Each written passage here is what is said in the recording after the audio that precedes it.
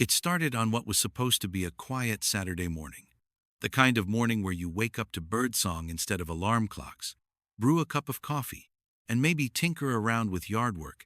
But instead of peace, I got Karen, the infamous self-declared sheriff of the HOA, marching up my driveway with a clipboard in one hand and her cell phone in the other, strutting like she was about to write me a ticket for daring to exist outside her kingdom.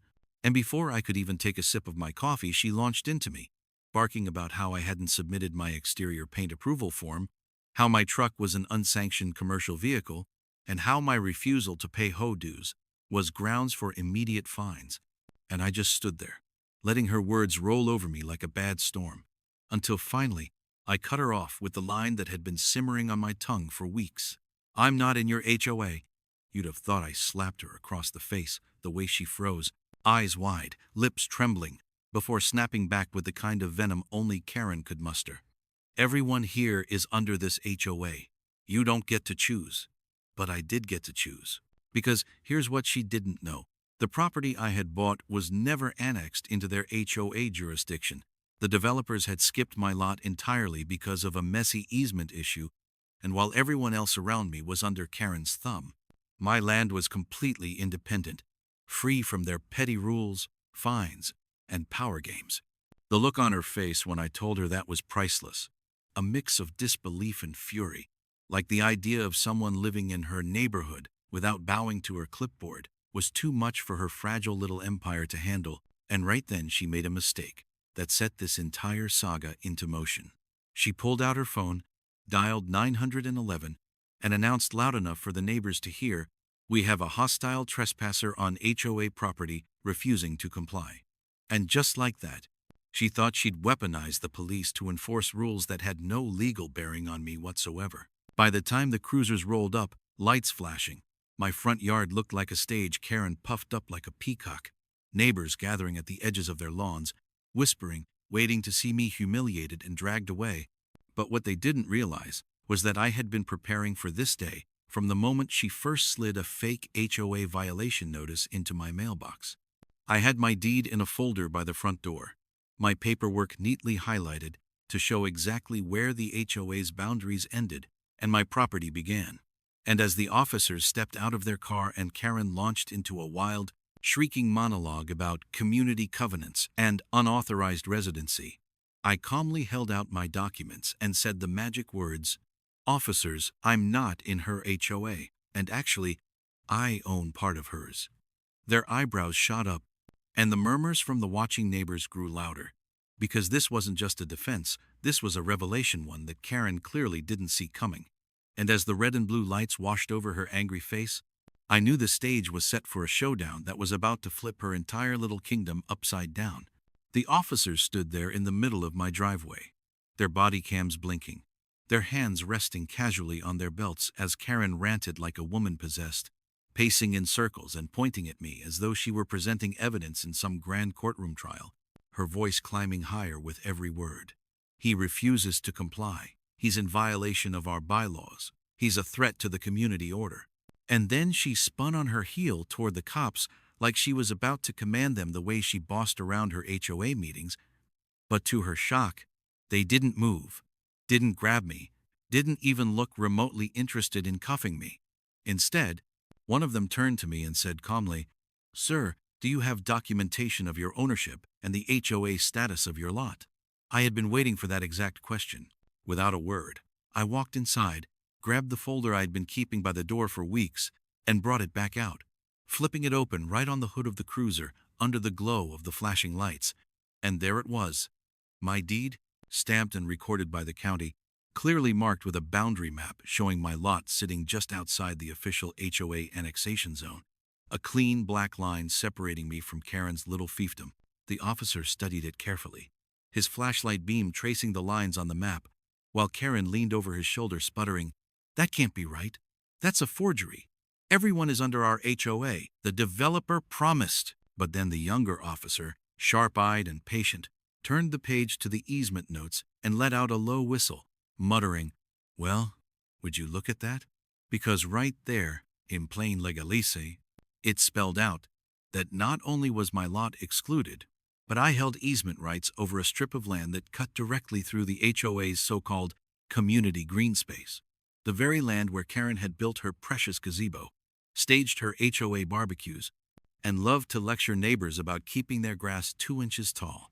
The silence that followed was electric, the kind of silence that drops like a bomb when everyone realizes the balance of power has shifted, and I could feel every eye in the neighborhood on me as the officer straightened up, looked Karen dead in the eye, and said, "Ma'am, he's not under your HOA.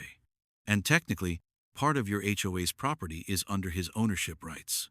The gasp that rippled through the crowd was louder than Karen's shrieking denial, because suddenly, this wasn't just about me refusing to pay fake fines or ignoring violation notices. This was about the queen bee being dethroned in front of her hive.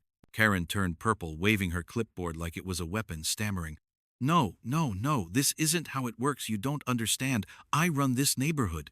But the officers weren't having it anymore. They told her flatly that filing false reports could get her cited, that this was a civil matter she had no authority to enforce, and that if she kept harassing me, she'd be the one in legal trouble. And in that moment, as she sputtered and stomped and tried to claw back her authority, I realized this fight had gone from a nuisance to an opportunity, because while she thought she was humiliating me by dragging the cops to my doorstep, she had just handed me the chance to expose the truth in front of the entire neighborhood. And now, everyone knew I wasn't under her thumb. And more than that, I actually owned a piece of the land she lorded over. It was the ultimate reversal. And as the officers handed back my paperwork and told me to enjoy the rest of my evening, I couldn't stop the slow grin that spread across my face, because Karen had no idea what kind of storm she had just unleashed. By the time the cruisers pulled away and the red and blue glow faded from my driveway, the neighborhood had transformed into something I'd never seen before. It wasn't just curiosity anymore. It was panic. Suspicion? The realization that the foundation of Karen's empire was crumbling. And for the first time, people weren't looking at me like the villain. They were looking at her. A couple of board members had slipped out of their houses during the commotion, their expressions tight and uneasy, clutching manila folders, like they were suddenly terrified of what other legal surprises might be hidden in the HOA's paperwork. And I could tell from the way they whispered among themselves that this was the moment everything shifted. Karen was pacing the sidewalk like a caged animal, still muttering about community standards and unauthorized residency. But nobody was listening anymore. They were too busy processing what the cops had said, that I wasn't under the HOA and that part of their common land actually belonged to me. I didn't waste any time. I knew if I let Karen regroup, she'd try to spin this into another one of her manipulative narratives. So the next morning, I sent certified letters, one to the HOA board, one to Karen personally, laying out the facts in black and white. I wasn't under their jurisdiction. I was exempt from all covenants, and furthermore, thanks to the easement clause, I had legal access to a strip of land that ran right through their beloved green space, including the gazebo Karen had personally fundraised and lorded over like it was her throne. I worded it carefully, not threatening but firm, citing case law and county zoning statutes that made it clear I wasn't just making noise. I was prepared to enforce my rights if pushed further. The reaction was almost immediate. Within days, board members were knocking on my door, their demeanor far different from Karen's shrieking arrogance. These people were nervous, conciliatory, suddenly eager to clarify misunderstandings. I let them talk, sipping my coffee as they danced around the subject, trying to figure out how much I actually knew and how far I was willing to go, but I could see the fear in their eyes when I calmly mentioned that I had already consulted a land use attorney. Word spread fast, faster than Karen could control it, and soon neighbors who had once glared at me for not keeping my trash cans tucked away or for parking my truck in the driveway were suddenly striking up conversations, asking me if it was true, if I really wasn't under the HOA. And when I confirmed it with a smile, I could see the wheels turning: envy, admiration, a flicker of hope that maybe Karen's reign wasn't as absolute as they had been led to believe. Karen, meanwhile, was unraveling. She stormed into an emergency HOA meeting, shrieking about rogue properties and illegal ownership, trying to paint me as a fraud. But the board had seen the documents, the cops had already validated my claim, and now, for the first time, They weren't nodding along with her tirades, they were pushing back, demanding explanations for why she had dragged law enforcement into a civil matter, why she had failed to notice a glaring hole in the HOA's annexation paperwork, and most damning of all, why she had lied to the community for years, insisting everyone was under her thumb when the truth was sitting in plain sight. The more she argued, the more isolated she became, until finally one board member snapped and said, "Karen, you've made us a laughingstock." That was the moment I knew the tide had fully turned. The queen of the HOA, who once commanded the board with fear and intimidation, was suddenly cornered, defensive, flailing. And me? I kept quiet, watching the implosion from the sidelines, knowing I didn't have to swing a single punch. The law, the truth, and Karen's own arrogance were doing all the work for me. But beneath the satisfaction, there was something deeper brewing, a realization that I wasn't just defending myself anymore. I was in a position to rewrite the balance of power in the entire neighborhood. Because while Karen saw me as an intruder, a rebel on the edge of her empire, the reality was far more devastating for her. I wasn't just outside her reach. I had my hand on the very land her kingdom was built on, and I was about to show her what real ownership looked like.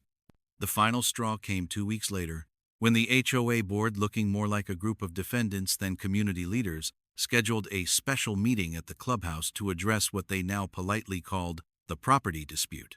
I walked in calmly, folder under my arm, but it was Karen who stormed up to the front of the room, veins bulging, eyes blazing, clutching a stack of violation slips like they were her holy scriptures.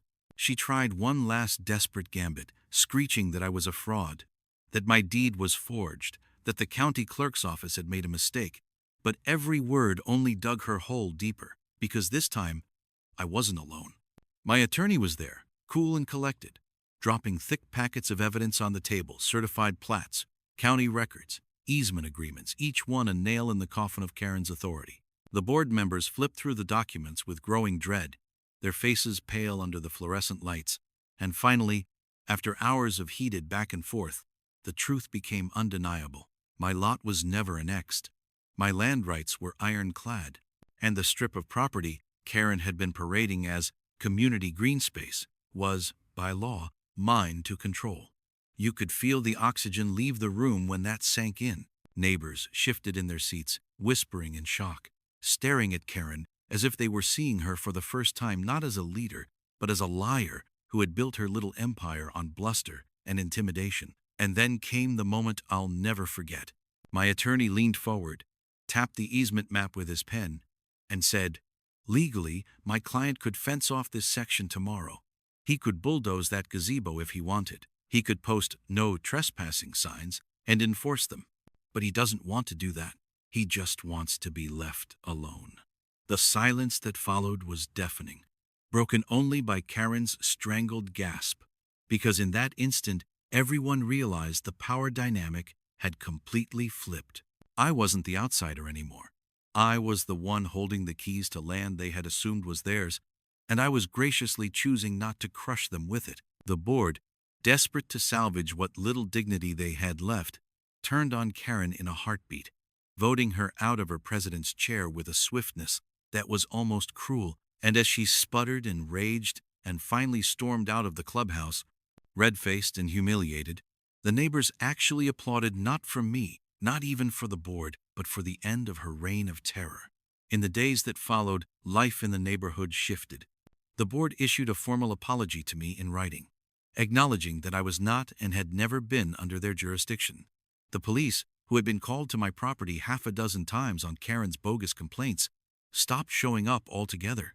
And slowly but surely, the neighbors who once looked at me with suspicion started approaching with something new in their eyes: respect. They asked questions. They whispered about how they envied my independence. Some even asked if I could help them review their own property documents. And me? I kept my word. I didn't fence off the gazebo. I didn't post signs. I didn't bulldoze anything. I let them keep using that land. But everyone knew it was by my choice, not Karen's rulebook. That was the sweetest justice of all, not revenge, not punishment, but the knowledge that the very woman who tried to call the cops and drag me under her control had instead exposed her own weakness, toppled her own crown, and handed me the power to decide the future of the land she once lorded over. Every time I sip my coffee on the porch now, I glance across the way at the empty lot where Karen used to march around like a general, and I smile, because the cops didn't haul me off, the board didn't find me, and the neighborhood didn't shun me. Instead, the truth came out. The law stood on my side, and Karen, the almighty HOA tyrant, had to watch helplessly as her empire crumbled. And the best part? All I had to do was tell the truth. I'm not in your HOA, and I own your land.